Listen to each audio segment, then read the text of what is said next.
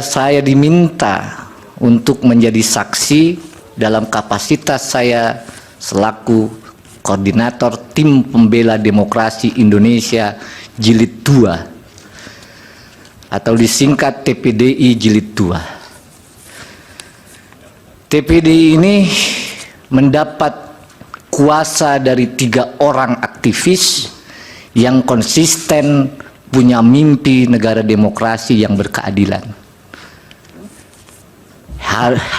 Petrus Haryanto, mantan aktivis Sekjen PRD 96 yang dipenjara karena memperjuangkan demokrasi. Azwar Furgutyama, juru bicara Forum Kota. Dan yang ketiga, Fenry Tendri. Oleh karenanya, pada waktu itu TPDI dan saya sendiri bersedia untuk memberikan bantuan hukum secara pro bono untuk mengadukan pelanggaran kode etik yang dilakukan oleh KPU.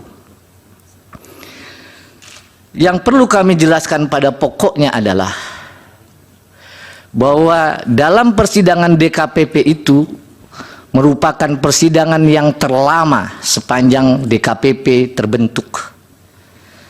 Kami mendaftarkan bulan November, dibuka persidangan 4 kali, baru diputus Februari 2024. Padahal kita tahu biasanya DKPP tidak lebih dari 2 minggu. Yang mulia, bahwa dalam pengaduan itu DKPP telah memutus perkara pada tanggal 5 Februari 2024. Sebelum saya sampaikan fakta persidangan dan putusannya, izinkan kami menyampaikan satu kutipan dalam kesimpulan TPDI Jilid 2. Without ethic, man has no future. This is to say, mankind without them cannot be itself.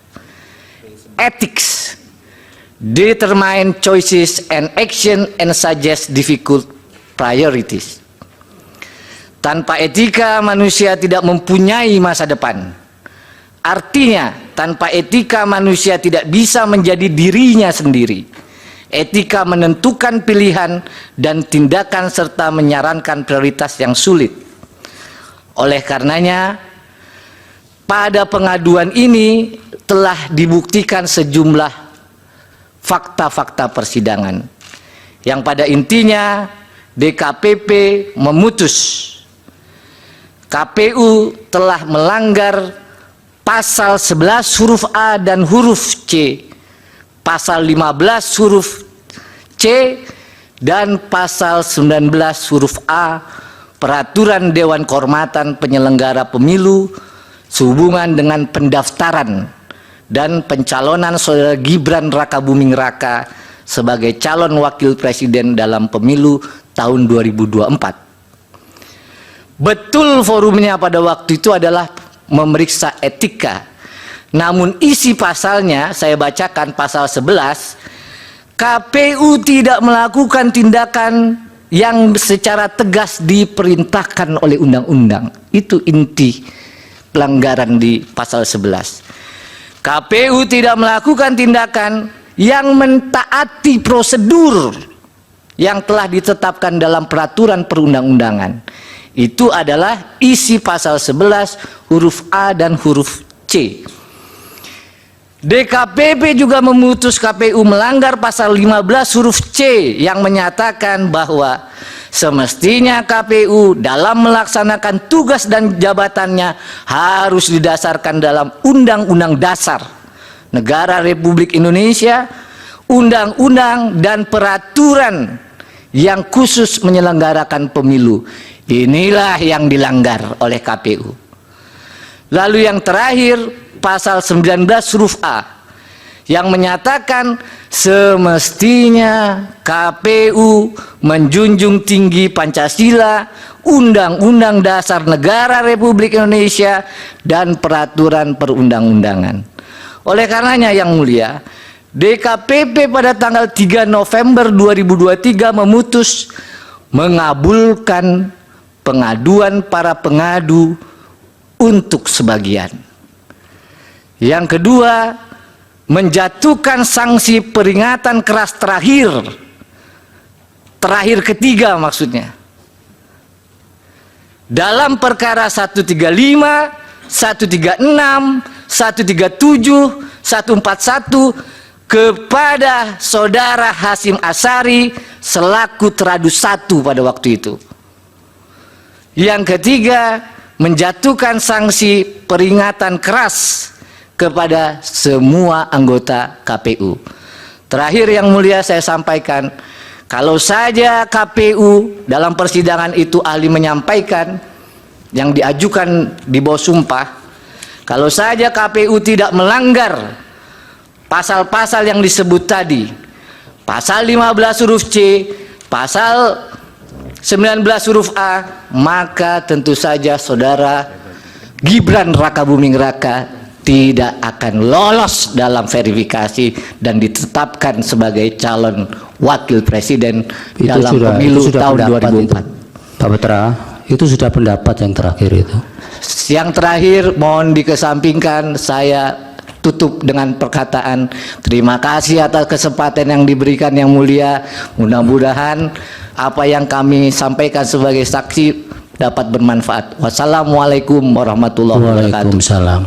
Bapak tetap di situ, barangkali ada pertanyaan dari yang mulia. Dari kuasa hukum silakan. Ada yang mulia.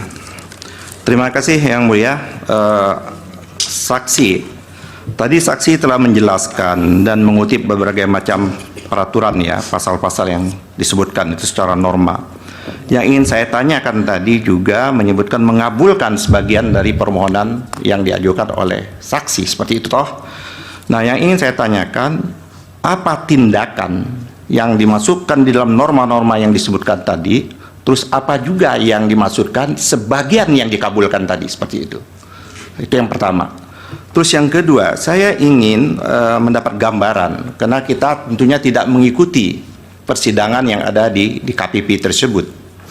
Apakah saksi bisa menggambarkan proses persidangan di KPP itu sendiri? Tadi saksi menyatakan tidak hanya sekedar persoalan etik ya, seperti itu, tapi menggambarkan bagaimana proses persidangan itu, dan tentunya menghadirkan berbagai macam pihak, termasuk dari pihak Dirjen Perundang-undangan dari Kumham. Apa pandangan dan pendapat Dirjen? Jangan pendapat Pak, nggak bisa. Ini ahli, saksi pendapat pada waktu disampaikan di persidangan itu. Setahu saksi ya. Ya, yang silakan. Saya ulangi lagi yang mulia, apa pandangan dan pendapat yang dikemukakan oleh Dirjen Perundang-undangan Kumham pada waktu persidangan di DKPP itu menyangkut tentang PKPU yang pertama maupun PKPU yang kedua, tentang proses pencalonan itu. Terima kasih. Dari termohon ada satu pertanyaan saja. Silakan. Saya ingin tahu saudara saksi, apakah di dalam proses di DKPP itu juga dibahas bahwa seluruh pelanggaran yang tadi dimaksudkan oleh kode etik perilaku penyelenggara pemilu itu juga berkaitan dengan azas dan prinsip, azas pemilu dan prinsip penyelenggaraan pemilu. Apakah juga dibahas seperti itu dan berkaitan dengan hal itu? Terima kasih. Baik, dari termohon. Terima kasih majelis kepada saudara saksi.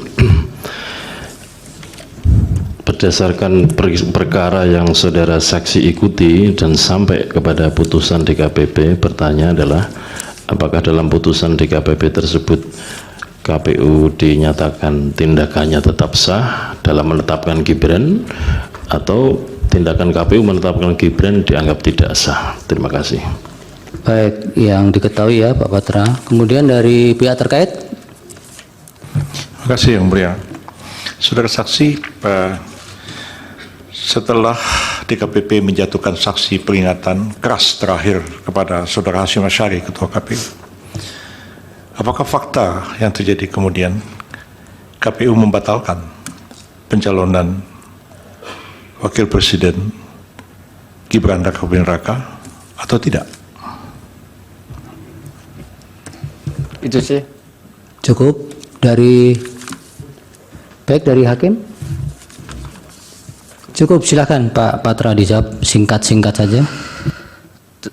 Terima kasih Yang Mulia. Menjawab pertanyaan kuasa pemohon, apa maksud dari dikabulkan sebagian?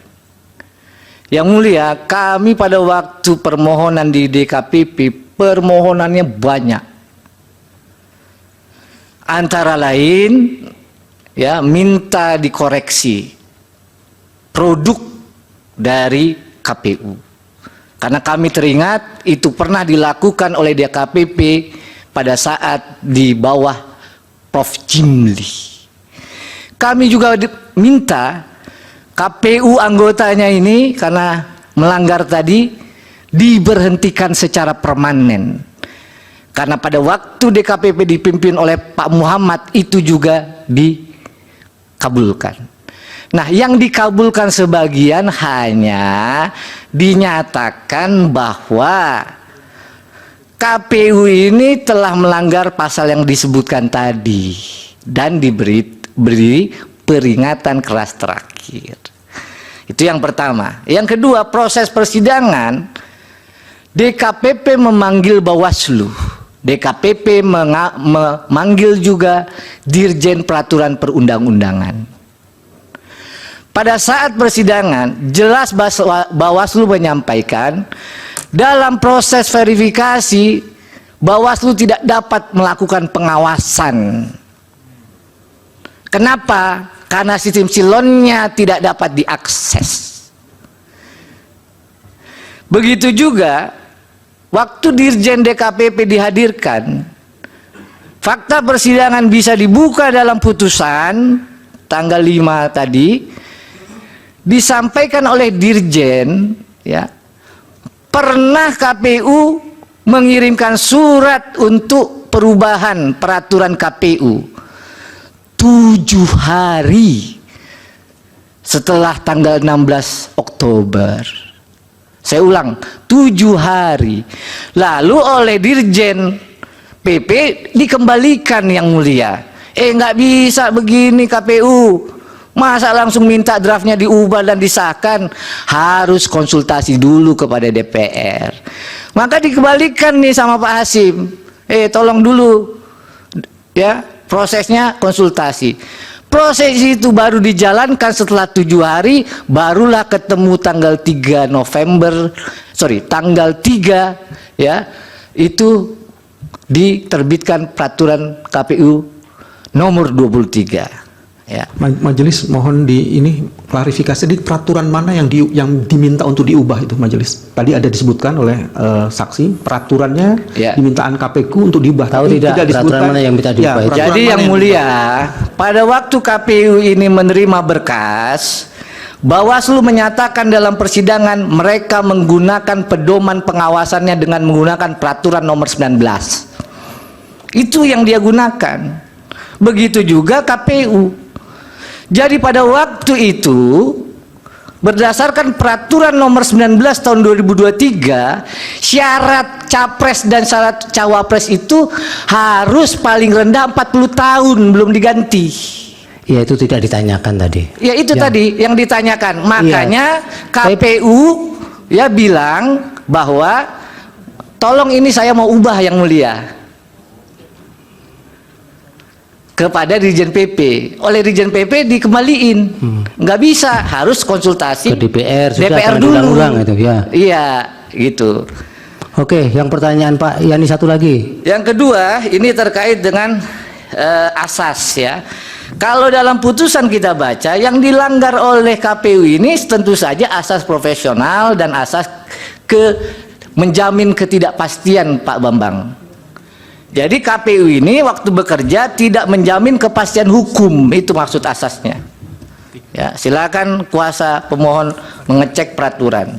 Ya, yang dari Pak Bambang, yang ada tidak pembahasan etik itu. Ya, KPU apakah ya menyatakan tidak sah ya di KPP, ya. Seperti saya sampaikan, di dalam putusannya hanya dikabulkan sebagian. Jadi DKPP tegas menyatakan bahwa Pak Hasyim Asyari dan anggotanya semua itu telah melanggar 3 pasal. Karena melanggar 3 pasal itu diberi teguran keras terakhir. Di luar itu nggak ada putusan DKPP, makanya diajukan ke PT UN atau di sini mungkin.